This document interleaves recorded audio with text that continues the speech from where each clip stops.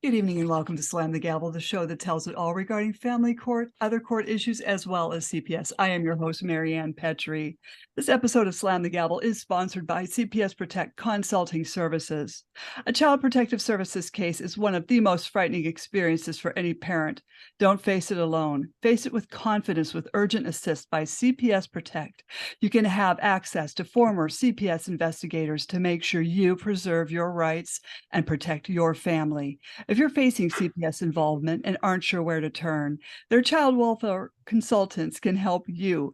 Visit cpsprotect.com/subscribe and enter the coupon code SLAMTHEGAVEL for 10% off your first year of Urgent Assist. And this is available in all 50 states. I have another announcement. Bradley's mother, Narcissist School, and passed away 5 months ago. He is autistic and needs structured routine therapies he receives for his autism 6 days a week. However, Italy just entrusted Bradley to the Italian Social Services. If he is ruled to go back, he will face the next 3 to 4 years in the Italian foster care system, where he can't speak or understand the language. He will be then taken away from the only family he has ever known. Please call Governor Hochul at 518-474-8390. That's Governor Hochul at 518-474-8390 to please keep Bradley here safe in these United States. Hashtag keep Bradley safe. I've got 2 guests on. I have Kenneth Vignali on. I have had him on my podcast before on season 4, episode 39 and episode 85, where we talked about cybersecurity. And now I have a new guest on with him, Cynthia Eufracio. She's a divorced mother of 4 children with 3 daughters underage who solely rely on her at this time. Biological fathers are not active in the girls' lives. Cynthia dated a friend from middle school who she knew most of her life. She never saw the red flags of what would happen decades after they met and dated for several months. The abuser was charged with burglary of habitation with a hate crime. They never lived together, and Cynthia had ended the relationship 2 months prior without communicating with the abuser.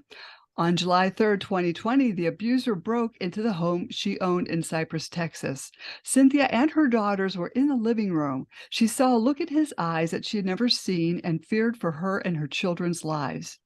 As she attempted to remain calm as possible, as her daughters witnessed a brutal attack, the mental damage and fear has been a struggle for the entire family. A neighbor had seen the abuser and luckily called law enforcement. As she pleaded for him to calm down, you could hear sirens getting closer and closer.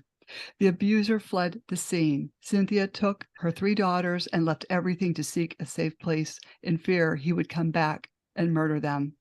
Now, law enforcement has reached out to Cynthia to press charges on her abuser, and she complied due to murder threats. Cynthia and her 4 children at the time, her son was still a minor, were relocated and assisted with a magistrate order of emergency protection and placed under a domestic violence organization who assisted in relocating and assisting with housing and moving expenses. And I'm going to have Cynthia and Ken come on because Ken has been a big help to Cynthia during this time, because apparently law enforcement has been an issue with police brutality noted and witnessed. And I welcome you both to the podcast.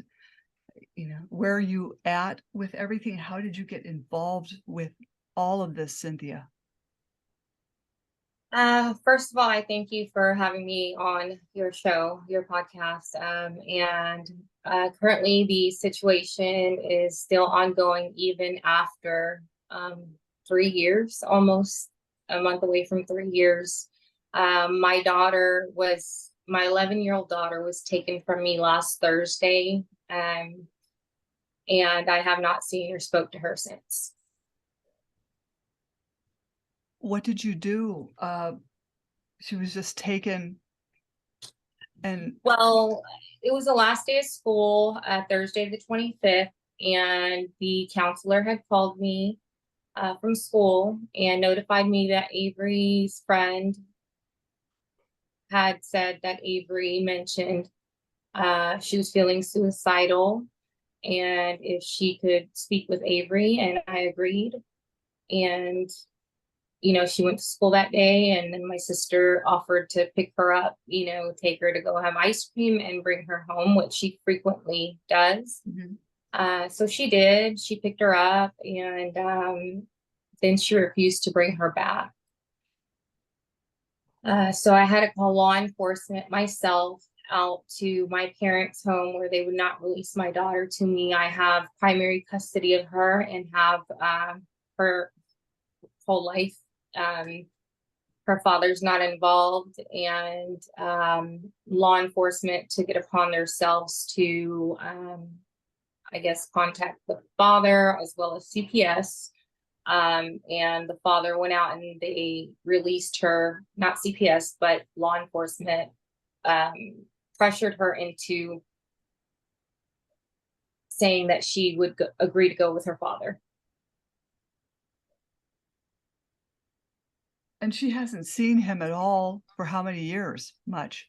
The last time she saw him has been probably like a year ago, when CPS had placed her again, like without a court order with him, and asked the fathers to hide the children while they build a case against me. So let's say, for example, in the past 4 years, she's seen him 3 times. He doesn't call on birthdays, holidays, or anything. This is just so, that's also, I want to say, custodial interference, which it is, a felony kidnapping. How come they're not being charged with, or maybe you haven't gone after them for this?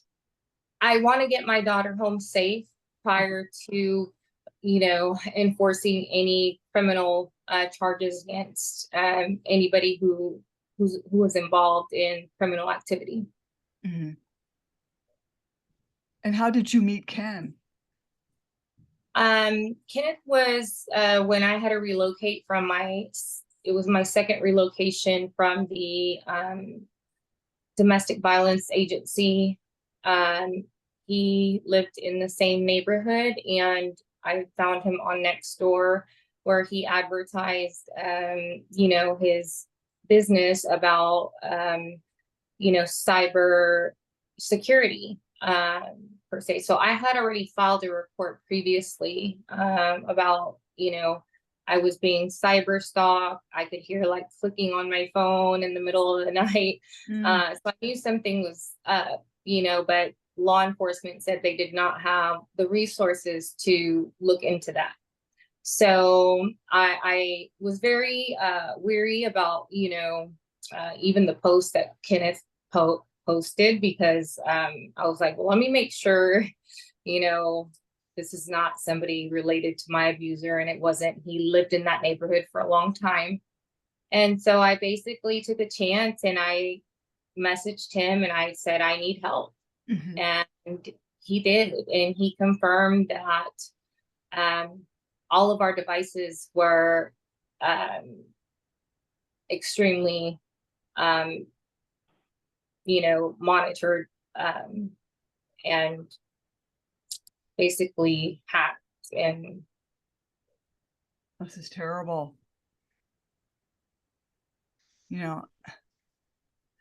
Ken, what did you think of all this when you went through all of the devices? I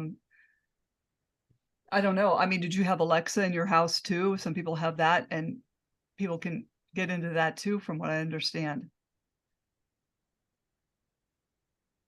I personally did not have Alexa in my home. No. It was my devices, like mine and my daughter's cell phones and laptops. And also there was interference in my Wi-Fi.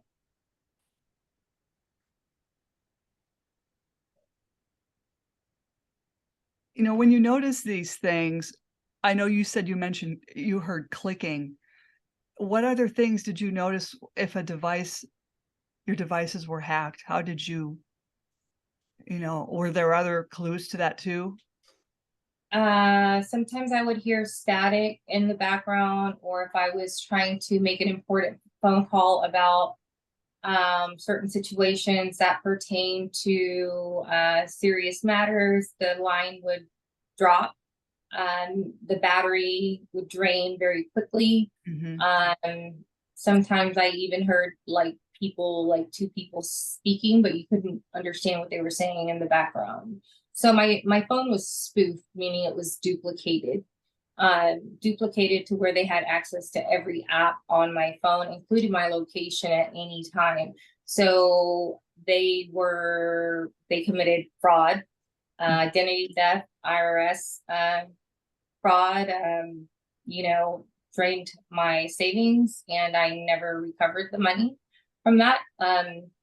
And so on. I mean, Kenneth knows a lot more about the extent of how that works, because I really, when I asked for help from law enforcement, they told me that they don't have the resources to do the research on something like that.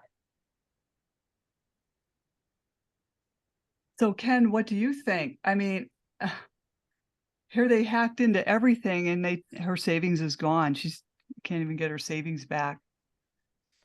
No, yeah, when I was, when she first hired me, and I began to look at her devices and her kids' devices, I found things like spyware installed so they can, like Cynthia was explaining, they could track where she is at all times, which would explain where, that's how, her abusers and stalkers were, able to somehow show up at innocuous places like the grocery store, she's around town, at school. So, they're able to keep, very close tabs on her. Mhm. Um, and no, it's very, it is heartbreaking. And the level they went to maintain access to her, her life, her digital life, her physical life, it was pretty astonishing. So we were able to confirm, remote access to her computers, people accessing her Ring cameras, and deleting videos, from her account. So we upgraded. I encouraged her and advocated she go to a hardwired system. Where the DVR, for example, is local, so that reduces that risk of hacking. So they basically compromised her at every level. So it took a while to put the pieces together. And then, I was able to provide, some reports. I use tools like magnet forensics for, some of the imaging and processing. And I was able to provide this data to law enforcement, to a prosecutor and a former attorney of hers. And it did help resolve some of those cases, because I was able to show this is why she couldn't get these messages, these calls, these notifications about hearings and things like that. It's because, her abusers had compromised her and they were hijacking her text messages and things like that. So, we've put in better controls, and, things are always evolving. Security, whether physical or cyber, is not, one and done. So even though I put something in place or work with her on something, it may need to be addressed later on, updated, whatever. So strategies continuously evolve. So, um, and in a lot of cases, it did help, resolve some of her situations. But unfortunately, there are some hanging out there still that we're trying to work through. I'm sure things are always constantly evolving, as you said. How often are you checking her devices? I have, given her a secure phone. So I mean, when I lived there, I was checking them pretty frequently, and then I've got controls in place where I can, check it remotely, check the computers remotely. So, I have a regular cadence, process where I do that, to monitor. And then, she reaches out to me if there are any concerns or issues, and, I'm able to, help address them, or, provide alternate means of communication, such as, secure phones. You have to do that. Going back, Cynthia, what happened with the Cody Martinez attack that led to domestic violence situation, and how this led to the interaction with law enforcement and CPS? Well, the attack happened 2 months after I broke up with him. What caused me to break up with him was a boundary that he crossed, which was calling me out of my name in front of my children on Mother's Day. He called me the B word. So that, to me, zero tolerance. I ended things with him. And, I didn't speak to him, even though he would attempt to contact me for 2 months. And 2 months later, he broke in and assaulted me pretty badly. That led to us going into the care of, the domestic violence organization, who had promised, therapy, counseling, and so on, so many other resources that they had mentioned that it was going to be provided aside from, the relocation and housing. Those resources were never provided to us. I'm not sure why. I had questioned why at one point, probably like 6 months later, and they said they were short-staffed. And so we had continuous trauma. So it wasn't just one isolated event. Mm-hmm. So it's really just been really difficult because it's been back-to-back issues that have prevented me from, being at peace with my children and raising them in an environment where everybody feels safe. Oh, I'm so sorry. I don't know what, I have never been in that position. And, how did you find a place to live? How did I find a place to live? Well, I was with domestic violence. They housed me at 2 separate houses, but I did hire CPS Protect, which they gave me your promo to have a discount because of my daughter's situation. So I have spoken to John Rosenthal, and he had mentioned to me that a lot of domestic violence survivors are basically targeted by law enforcement and CPS in a way that is in negative light, which I feel none of the major issues that I had was until I was labeled a domestic violence victim. Mm-hmm. Oh, I'm so sorry that has happened to you and your kids.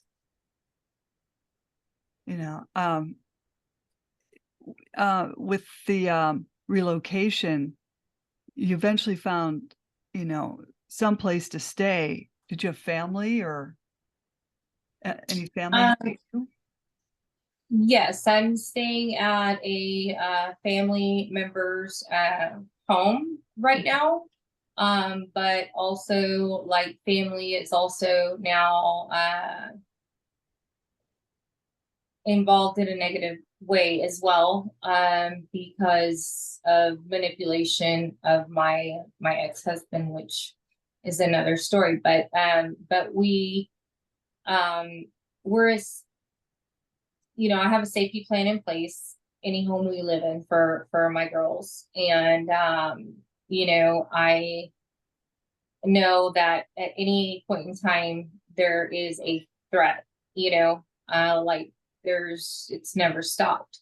But I feel more now so that it's law enforcement and CPS and their abuse of power. For instance, Avery being taken without, any grounds to take her away from me. I've called CPS several times to try to, schedule an appointment for them to see my daughters, and they failed to call me. I've called in the past week. I probably called over 30 times. Okay. And, what they do is they send welfare checks. They send officers that will come and, like, at midnight, like, sound like they're going to break my door down and terrify my children to where they hide in the closet under a blanket. Oh, how And wrong. they don't in order to enter my property. So, and Kenneth, I called Kenneth when it happened the first time, and he heard how loudly and disruptive they were, very aggressive. And so with them behaving like that, traumatizing your children, and then CPS places your children with their fathers who probably haven't really even spent much time with them in the past, not at all.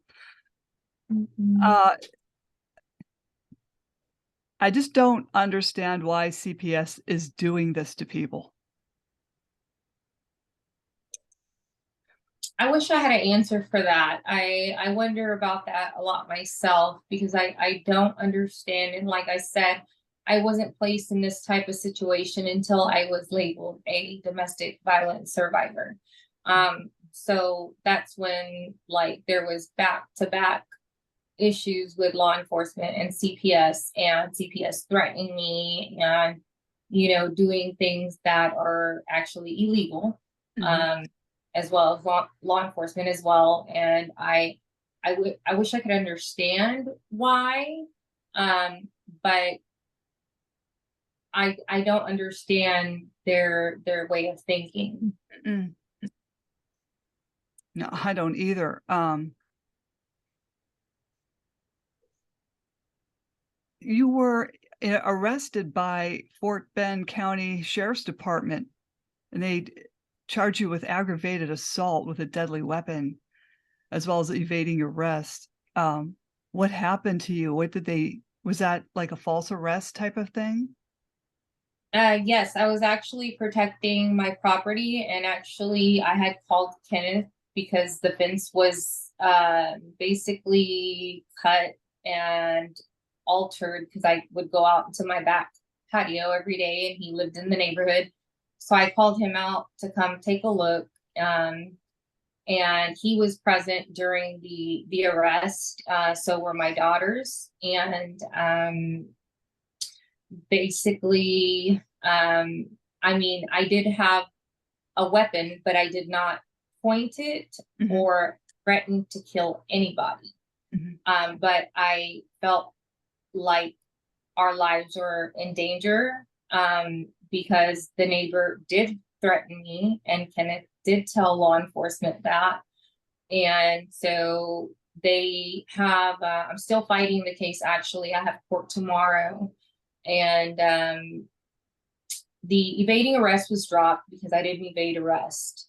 So I believe that the two officers assaulted me on the false evading arrest, and I have photos that my body was black and blue from head to toe after I was released. And I was handcuffed. I was helpless, basically. I wasn't doing anything. I wasn't speaking or being combative. I didn't have a weapon on me. I was compliant. And they have body cam and dash cam footage of them going to the neighbors to ask questions, and on the way to the neighbors, and then on the way to my home, but not anything that happened outside of my home or inside of my home when they attacked me, basically. Ken, what did you think of all of that going on? You can't stop them from behaving this way towards this petite woman. No, it was horrendous. And if you remember the George Floyd protests, right, during COVID, the cop not to get political, but I mean, let's face it.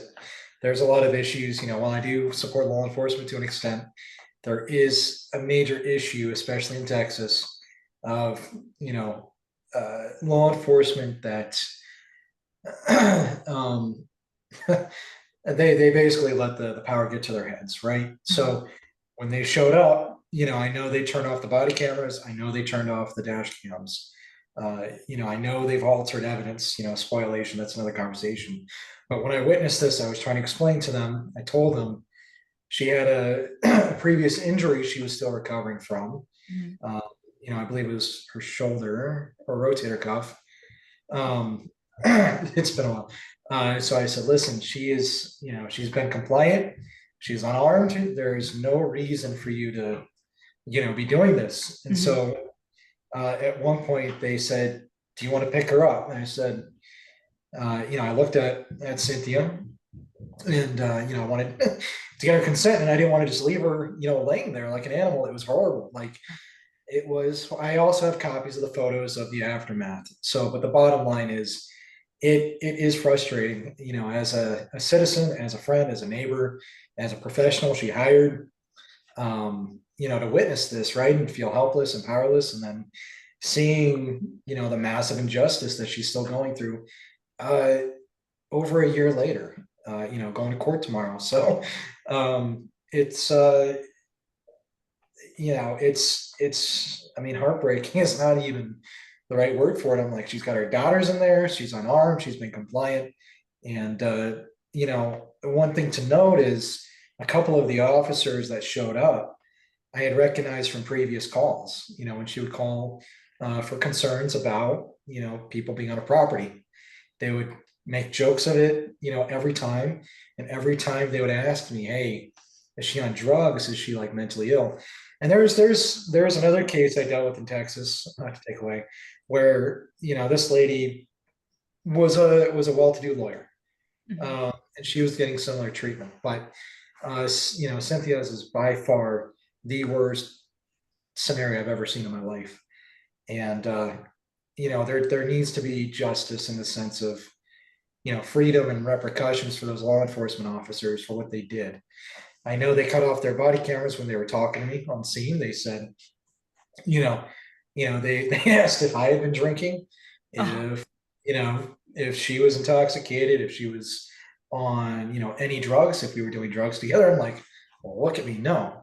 I said earlier that day, I had taken her to a medical appointment. I was helping her run some errands because, she has other medical issues that make it difficult to drive. So I said, I spent a good chunk of the day with her, and at no, we had our daughters too. At no point in time were drugs or alcohol in the equation. And quite frankly, in the almost 2 years that I've known Cynthia and her daughters, I've never seen her touch any of those substances. So she has always been about the protection of her daughters and their well-being above and beyond her own. So we've had a lot of conversations about this, a lot of heart-to-hearts about, as long as her daughters are safe and okay, that's all she wants in the end. She's not as concerned with, herself in a way, right? So it's always been about her daughter. So all the work I've done, with her in partnership, we've done, when there are other physical security issues I got involved in, it's always been about, making sure the kids are safe and they're fine, and then, worry about her later. So, which is commendable because, there are a lot of people out there, both mothers and fathers, that don't have the same mindset when it comes to their own kids, their own families. So, I mean, which you've heard on your podcast plenty of times, I'm sure. So, but I mean, to not to hijack the conversation, it still is horrific, and I've talked to Cynthia about it a lot. About those events that transpired, and it wasn't the first time she had been assaulted by law enforcement. So again, some of the greatest trauma has indeed come from law enforcement, sadly. The people that are sworn to protect, serve and protect, there's a lot of bad apples mixed in with the good ones. So like Cynthia said, they had their mind made up about her. They always wanted to get her on some mental health issue. So Mhm. she's been cleared by multiple doctors. So that's not even part of the conversation, but they continue to try to force that. But CPS has been instigating this, it appears. Do you think? Yes, I don't want to speak out of turn. Cynthia, I'll let you.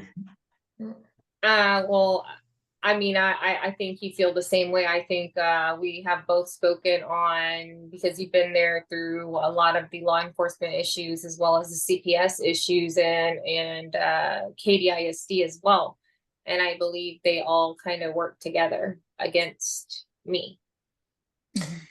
So there is that, and I didn't speak to you before the show, Cynthia, about this, but I don't know how to say that. But there is, an insider, if you will, somebody close to the family that has been coordinating a lot of this. So there are recordings that I have. So I have a lot of physical evidence on, who has been instigating a lot of this with, specific end results in mind. So, and it's just unfortunate. There's one or two people in particular close to the family, I'll say.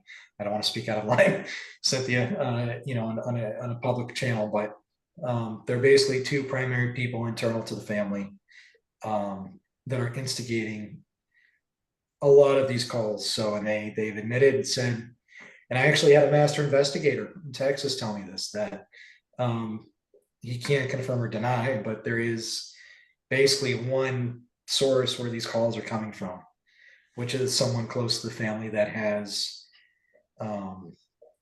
they do have a lot of issues of their own, suffice it to say. So, not a medical professional, not a psychologist, but there are things that they're involved in that they shouldn't be. So, it's just basically they've weaponized CPS and Mhm. law enforcement against Cynthia and her daughters, which is where a lot of the repeated trauma keeps happening over and over again. So no real respite. This is common.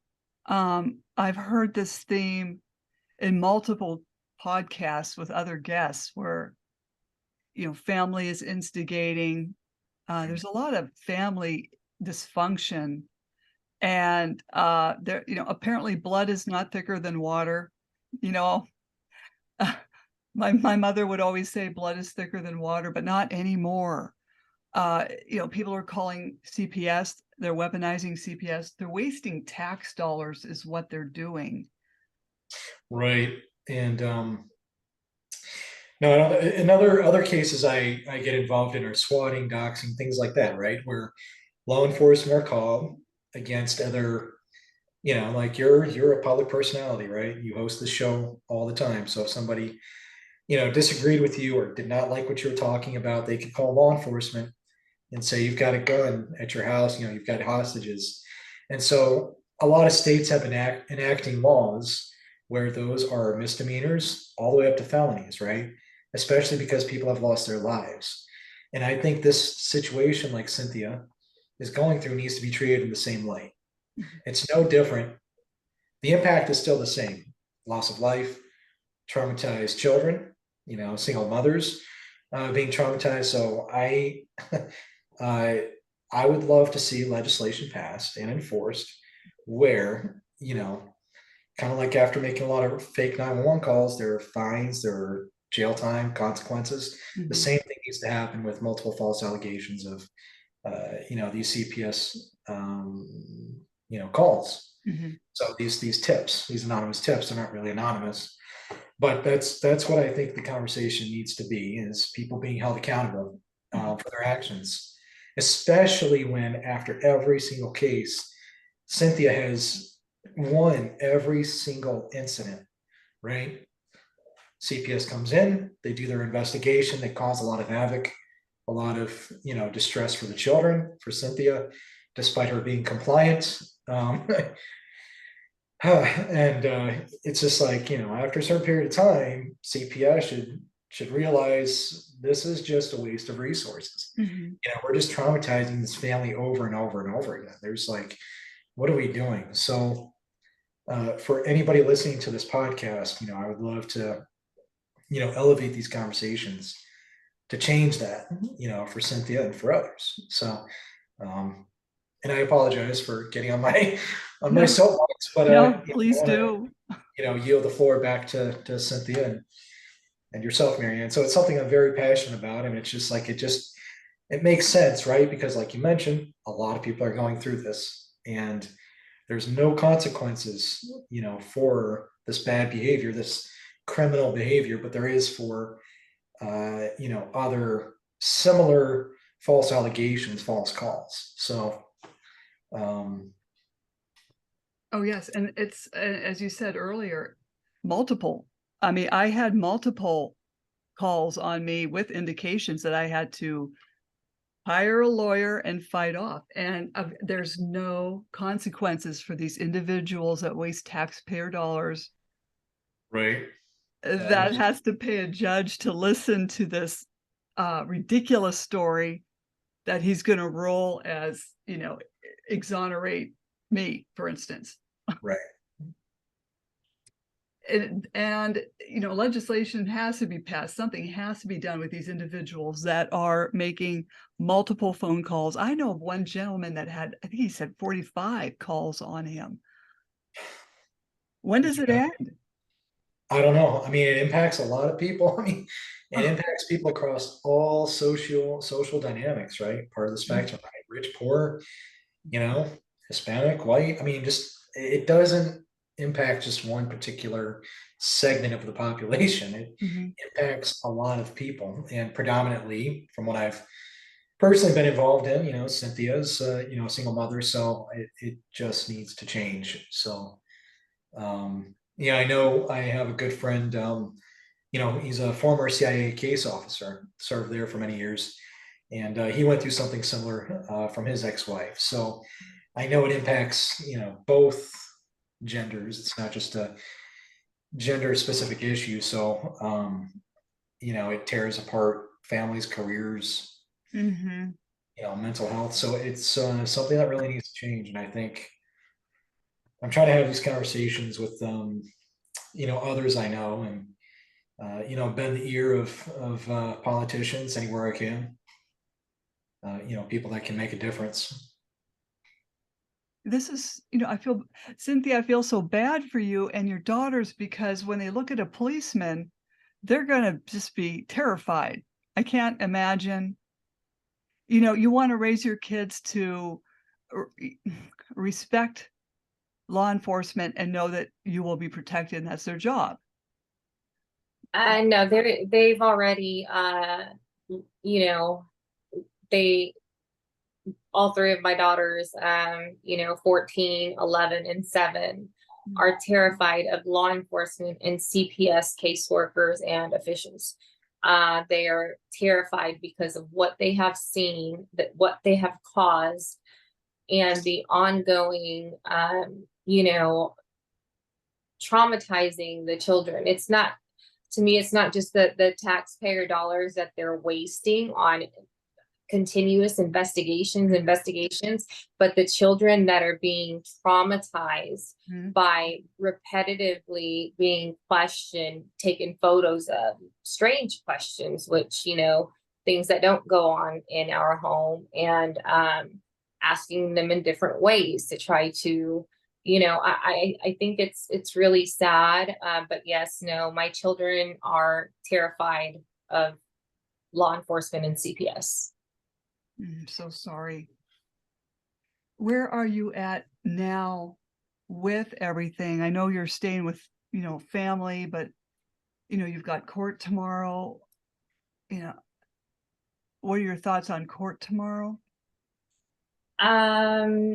My thoughts on court is that they're trying to give me right now 4 years in jail because it's a felony charge that I was protecting my children on, and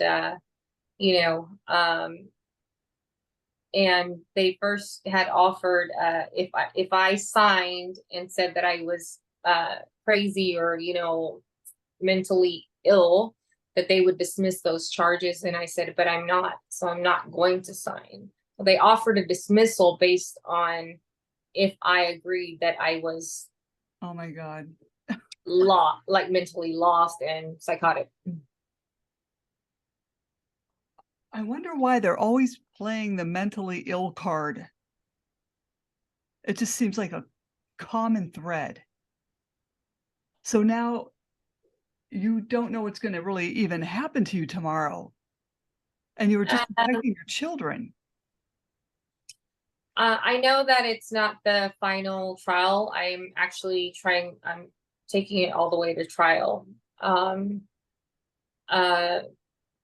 But so it's pre-trial tomorrow. So they're probably going to try to negotiate a plea bargain.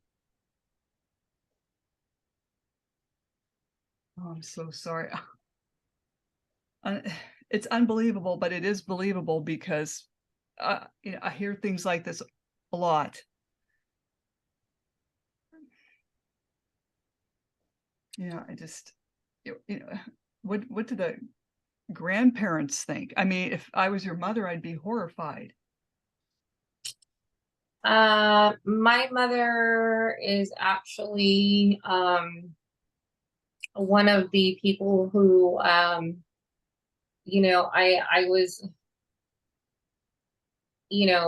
I guess like verbally abused, physically abused as a child by my mom, but she does it to my children as well, so they don't spend too much time there, and I love her from a distance. I've forgiven her for everything, but she's not going to do that to my kids.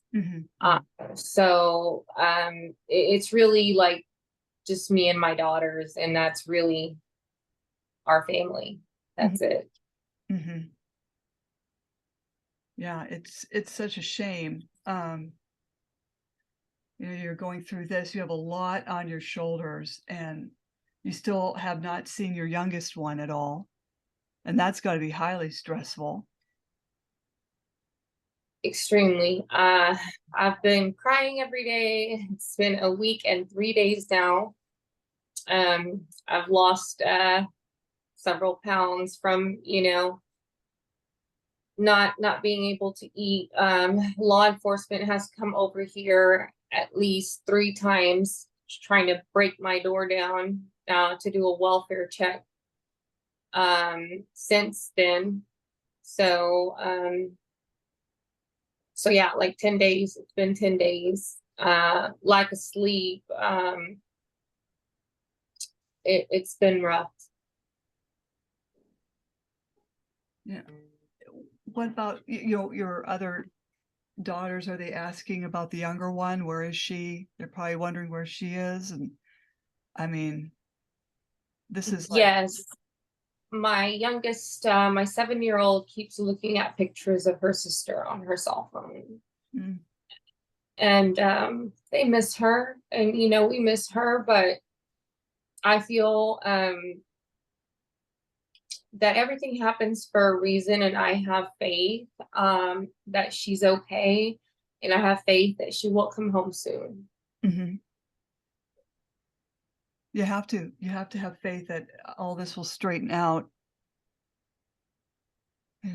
It's just too bad that you're so young, you have a young family. You need to just live your lives and not have all this going on. We plan on doing that as soon as we wrap up some loose ends, which is, the court. We plan on relocating and starting over so we can be free from all of this. They deserve. Go ahead. I'm sorry. I said they deserve that.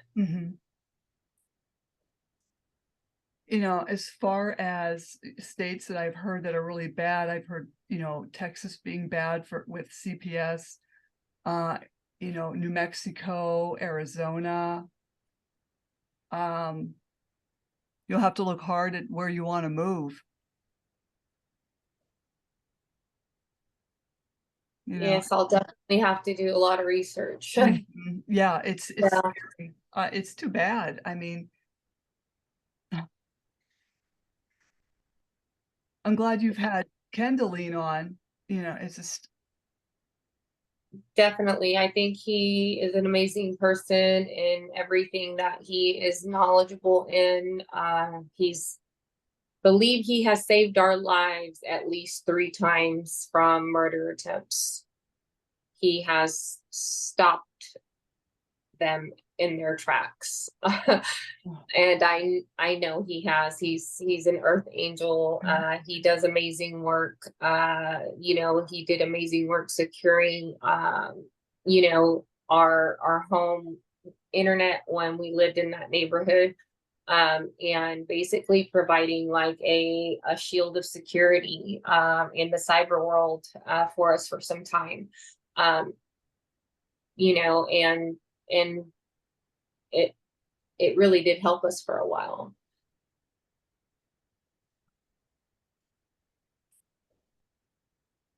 you know, do you ever think, when will this really be over with?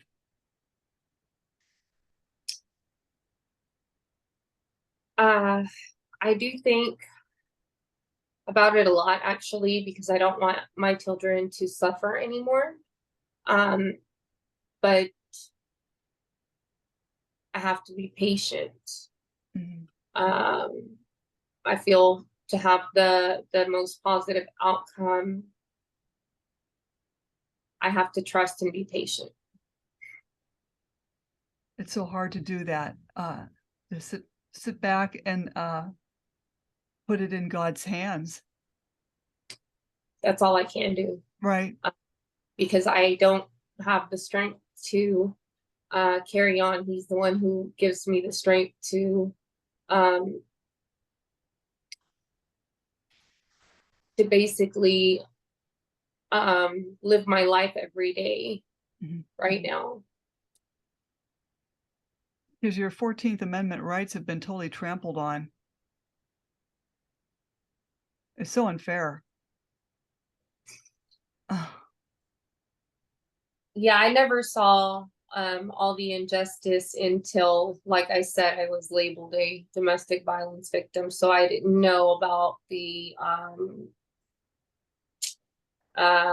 corruption or the illegal stuff that went on, or I didn't, you know, think that it was a thing here in the United States, because I was born in Mexico, and it's very known to be corrupt there. But no, I think it's, you know, United States is, they definitely conceal a lot. Mhm. It's a shame. It's a shame. You know, I'd like to have you back on the podcast, you and Ken again. If you want, you know, viewers to, if they have any questions for you, if you want, they can come through me, through my dismantlingfamilycourtcorruption.com to reach you. I'll just send you questions and I'll answer them for you. I would greatly appreciate that. Mm-hmm. Is there any advice or anything you could offer to someone else that could possibly be in your position? Learn your rights, Mm-hmm. and, you know, never give up. Mm-hmm. You know, and Ken, what do you think of all of this? You said this is like the worst thing you've ever seen. It really is. You know, from all angles, from, you know, the parental alienation, you know, the turmoil that her own blood, you know, family is causing. Mm-hmm. You know, I think in a lot of cases it boils down to greed. You know, when it comes to her family and what they're after. You know, Cynthia and I have, you know, pretty much narrowed down the why. It's just a matter of finding a way to get it to stop. So it there are a lot of hard lessons, and I'm not giving up on Cynthia. You know, I stand by her as an individual, as a mother. That's why I continue to fight as long as she, you know, allows me to be involved with her and her family. So I'm not going to give up. I'm always trying to find, additional resources. I don't know everything. I don't know everyone. So, I'm thankful for podcasts like yours, where it's opened the door to other people that have other knowledge that I just don't have. And like Cynthia said, despite all of the, evil, right? The pure evil going on, it's easy for me to say because it's not me, it's not my family, but I've been there for a lot of things in person. So, keeping the faith, not giving up, and, especially knowing your, rights as a citizen, is really paramount. Doing your homework and not not just taking whatever your lawyer says as gospel, not taking what cops say as gospel. I mean, there's a lot of, her current daughter or her 11-year-old is gone because of a personal decision of a law enforcement officer. So, which I listen to. So, there is a lot of corruption while there's a lot of good. You just have to, keep networking, keep pushing through, keep your faith in God, and just keep pushing. And how can people reach you if they have any questions? So I do have, my own business, signaturepeaceofmind.com.